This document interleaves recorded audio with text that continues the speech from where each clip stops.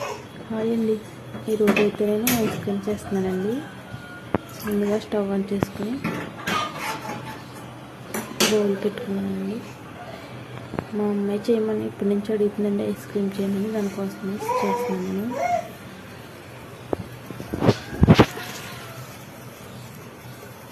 రొప్పగా ఉందనేసి తనకి ఇంతవరకు నేను చేయలేదండి. సరే చాలాసార్లు అడిగిందనేసి నేను ఇంకా చేస్తున్నాను అన్నమాట. వేసుకుంటున్నానండి.